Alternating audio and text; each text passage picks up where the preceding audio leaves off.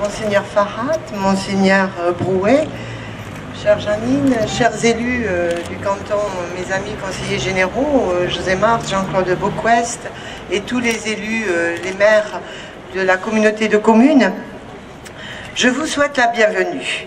Je vous remercie au nom de la mairie de Lourdes pour votre présence à cette inauguration de l'exposition de photos des musées du Vatican intitulée « Deux papes qui ont changé notre histoire ». Elle s'est tenue à Rome à l'occasion de la canonisation de Jean-Paul II et de Jean-XXIII et nous avons l'immense plaisir et l'honneur de l'accueillir et de la proposer à Lourdes aujourd'hui. Cette inauguration est un premier pas important vers la création à Lourdes d'une antenne permanente des musées du Vatican. Un projet culturel et touristique que nous n'avons cessé de porter durant la campagne municipale et qui trouve aujourd'hui une réalité incontestable grâce, entre autres, au contact que nous avons noué lors de notre déplacement à Rome début juin. Autant vous dire que les choses ont été très vite et je tiens ici à remercier plus particulièrement nos amis italiens ainsi que tous ceux qui, à Lourdes, élus et employés de la ville, ont redoublé d'énergie ces dernières semaines pour en concrétiser la réalisation. J'avais découvert à l'occasion de ce voyage l'exposition d'Arturo Mari, le photographe officiel du Vatican durant un bon demi-siècle, qui nous fait l'honneur de sa présence aujourd'hui et que je salue, et dont les clichés, notamment de Jean-Paul II, ont fait le tour du monde et témoignent de manière saisissante du quotidien de ces deux papes. La photographie, et plus particulièrement le noir et blanc, nous y aide en nous plongeant dans l'intimité de ces deux grandes figures du monde catholique. Cette exposition marquait à Rome leur canonisation.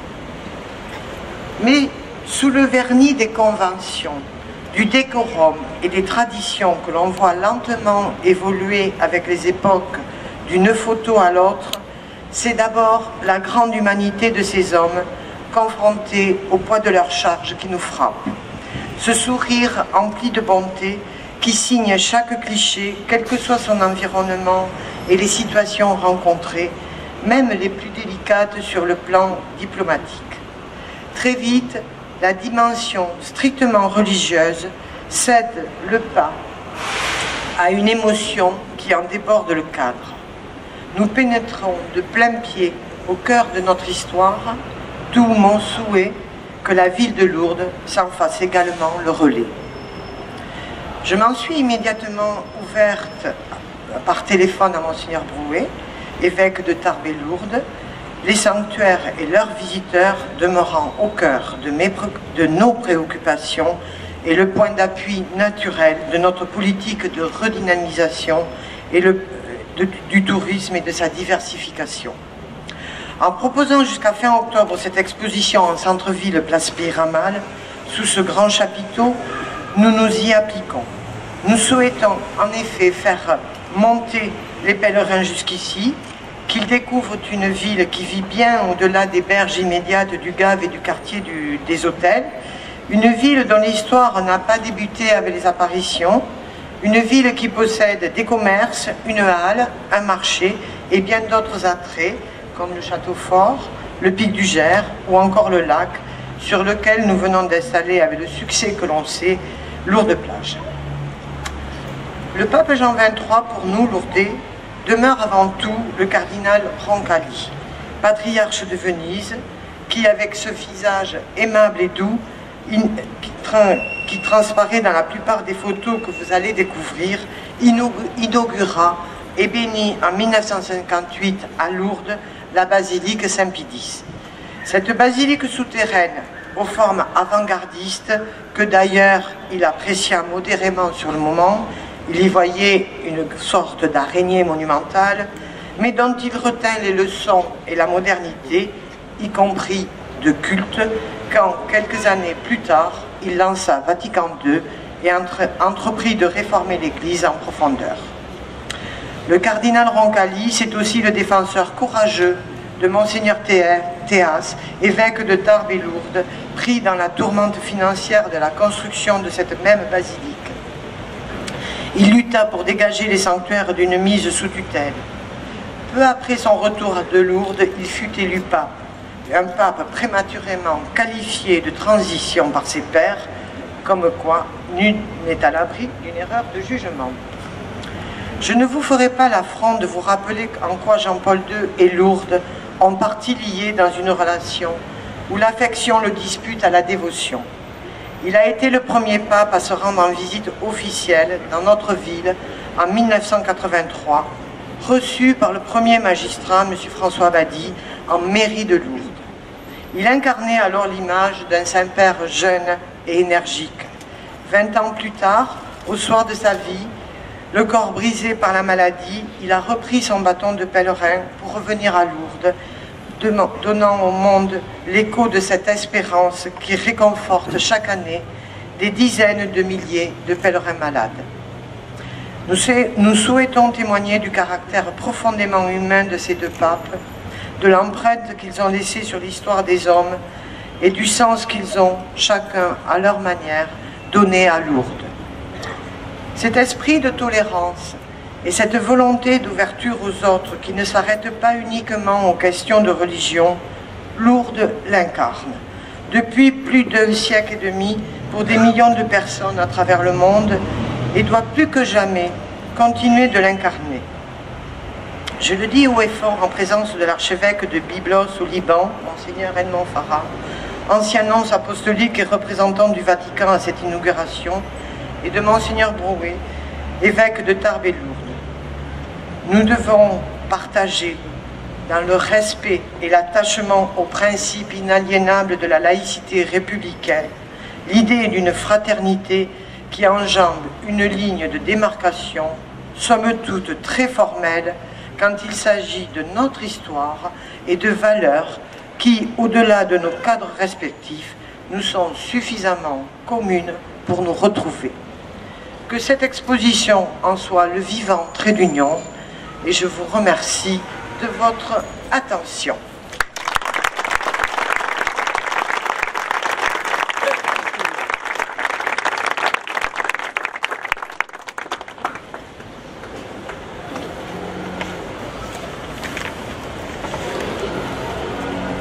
Madame le maire, Madame la députée, Monseigneur l'évêque, autorités civiles et religieuses, chers amis, fils du Liban, formé dans les écoles françaises au Liban et en France, prélat de l'Église catholique que j'ai l'honneur de servir depuis plus de 50 ans, je suis heureux d'être à Lourdes comme délégué du Saint-Siège pour participer à l'inauguration de l'exposition photographique sur Jean XXIII et Jean-Paul II qui a été préparée par les musées du Vatican à l'occasion de leur canonisation le 27 avril dernier.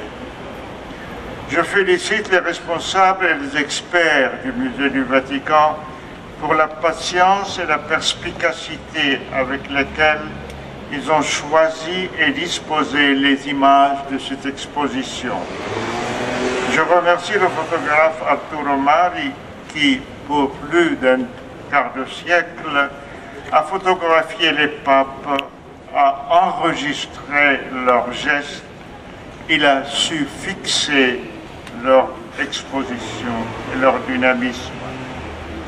Je félicite Madame Josette Bourdeux, maire de Lourdes, et ses adjoints pour leur intuition et leur regard grand et profond sur les deux papes qui ont changé notre histoire.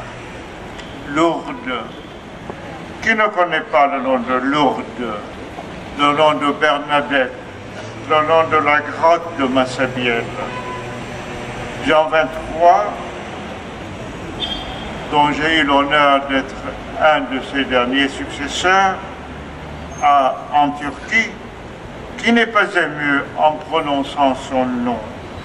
C'est le premier pape que j'ai eu l'honneur de saluer personnellement après mon arrivée comme étudiant à Rome.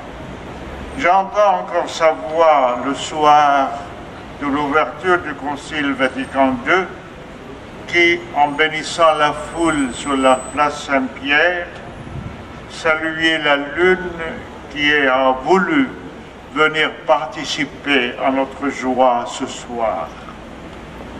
Représentant du Saint-Siège en Orient, Jean XXIII a laissé un souvenir presque légendaire en Bulgarie et en Turquie.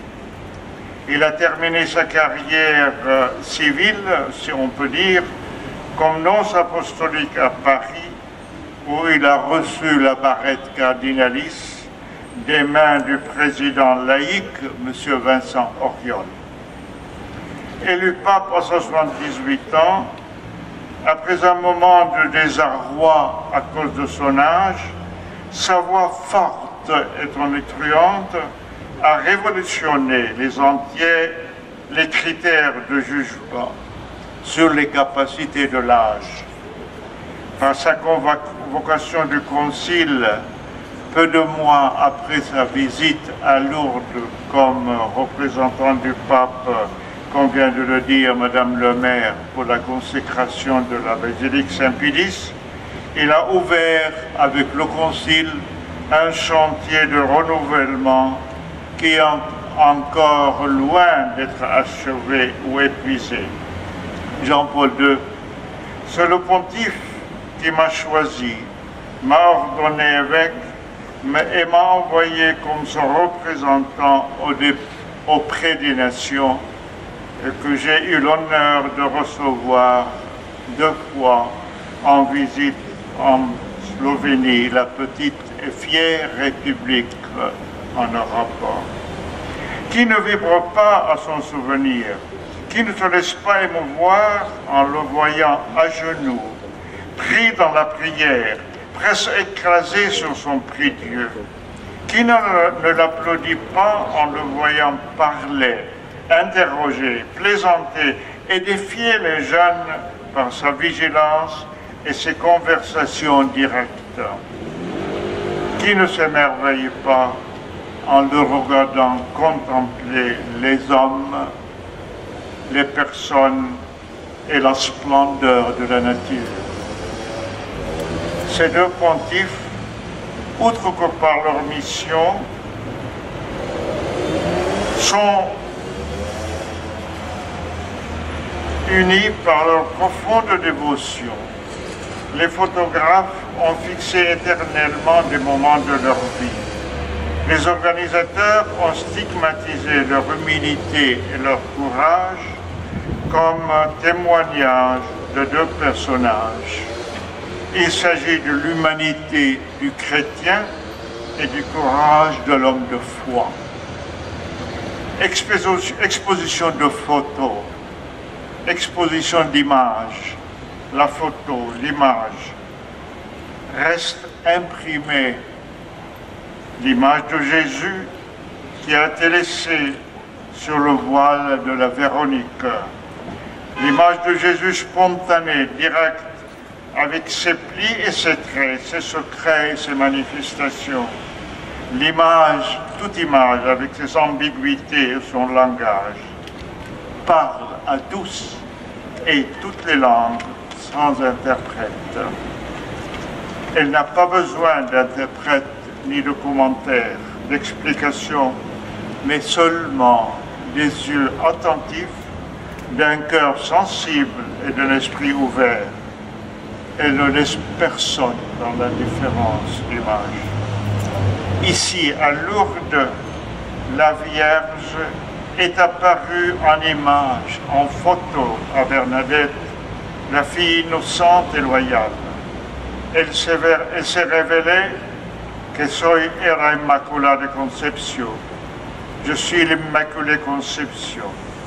Aujourd'hui encore, après plus d'un siècle et demi, nous continuons à admirer cette apparition, à l'interroger, à la déchiffrer, à lui parler.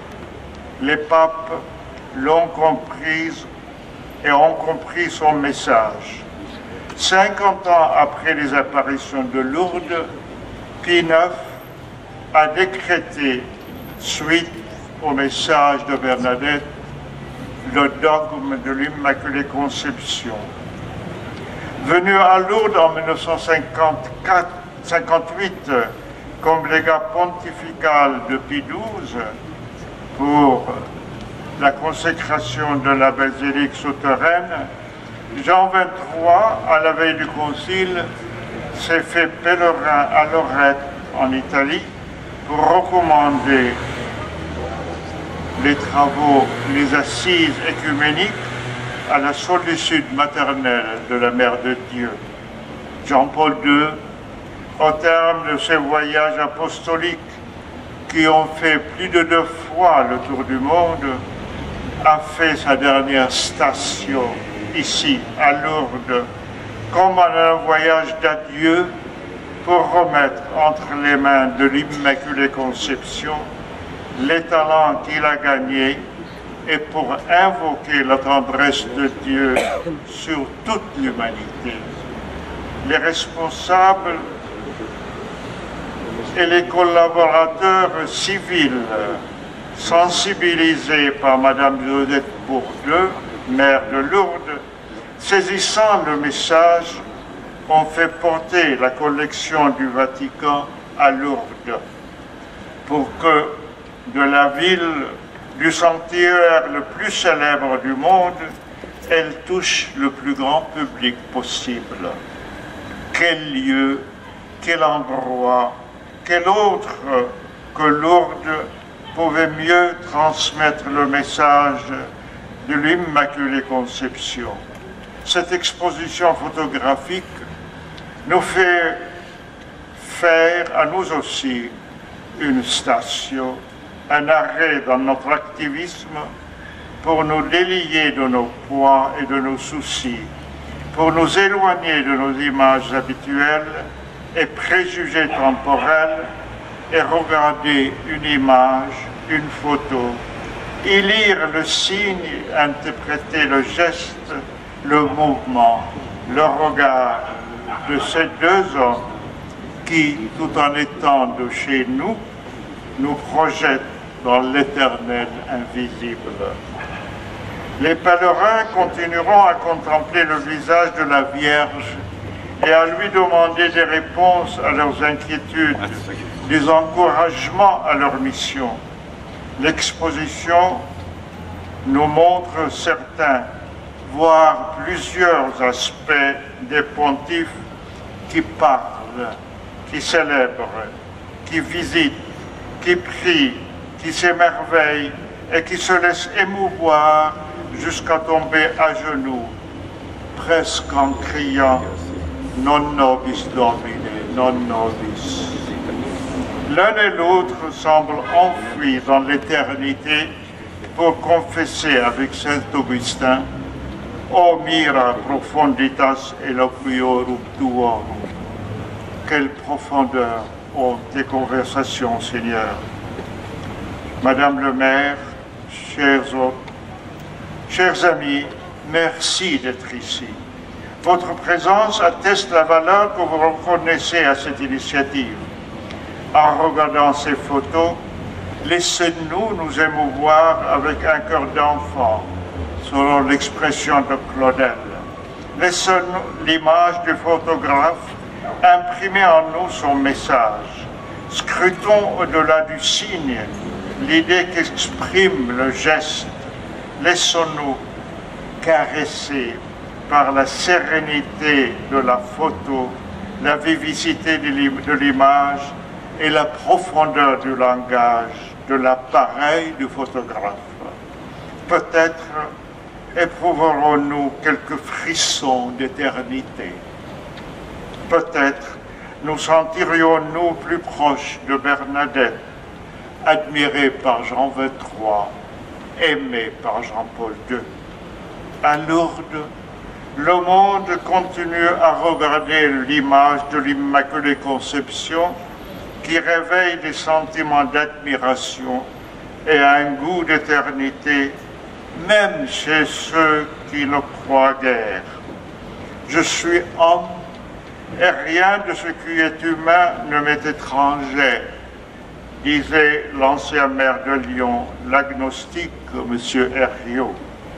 Jean XXIII et Jean-Paul II sont deux grands confesseurs, deux grands croyants de chez nous. Ils attirent les yeux de chacun de nous et ils parlent à chacun de nous, à nous tous. Leurs images nous les rendent plus proches et plus concrets. Lourdes était pour eux une halte pour respirer et sentir le ciel. Elle est pour des millions la source de ressaisissement. Elle restera pour des générations futures une station de ressourcement spirituel et humain. Le message des papes qui ont changé notre histoire se trouve bien en son environnement ici. Merci aux organisateurs de l'avoir si bien saisi. Merci à vous tous de votre présence. Que Dieu vous bénisse.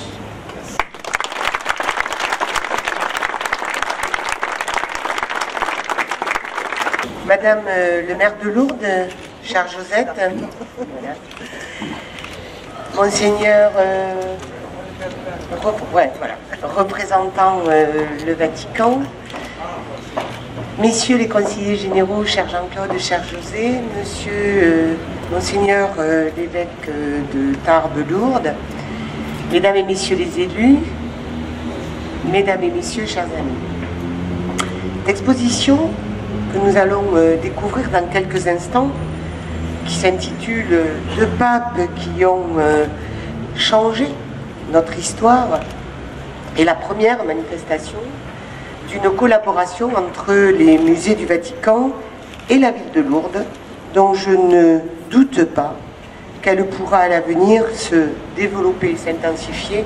En tout cas, je sais que c'est ton souhait, Joseph. Les musées du Vatican comptent parmi les plus riches du monde et recèlent des œuvres exceptionnelles rassemblées par les papes, dont on sait qu'ils savaient s'entourer des meilleurs artistes de leur temps.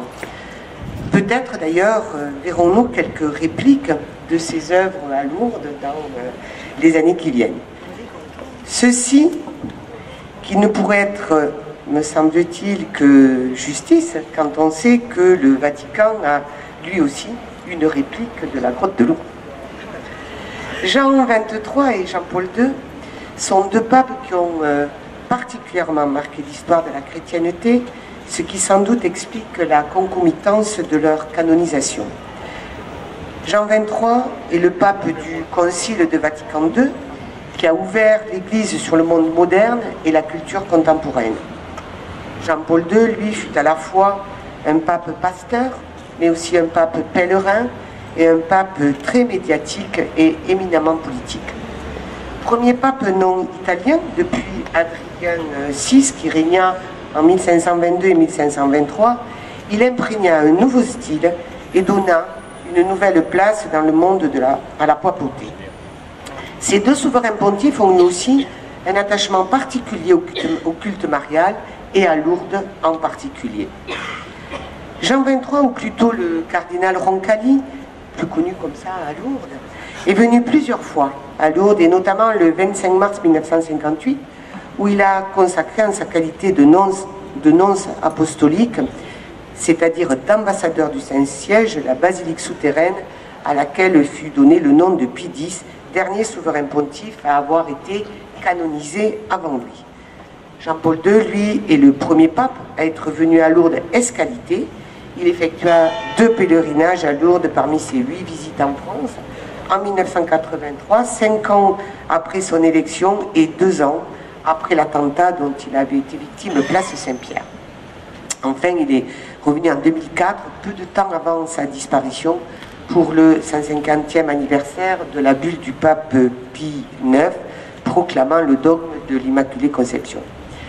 Cette exposition, vous l'avez voulue, Joseph, toi et ton conseil municipal. Je crois que c'était une heureuse initiative vous avez réussi à établir cette collaboration nécessaire à la fois avec le Vatican, mais aussi avec l'auteur de ces photos, monsieur le photographe qui est parmi nous. En tout cas, c'est une excellente initiative. C'est aussi pour nous d'une façon de rendre hommage à ces deux papes au charisme important qui ont pris part à l'histoire de la cité mariale et chacun, à sa manière, marqué l'histoire du XXe siècle. Avant de terminer, je voudrais avoir une pensée pour les chrétiens d'Orient, parce qu'aujourd'hui se passent des choses atroces.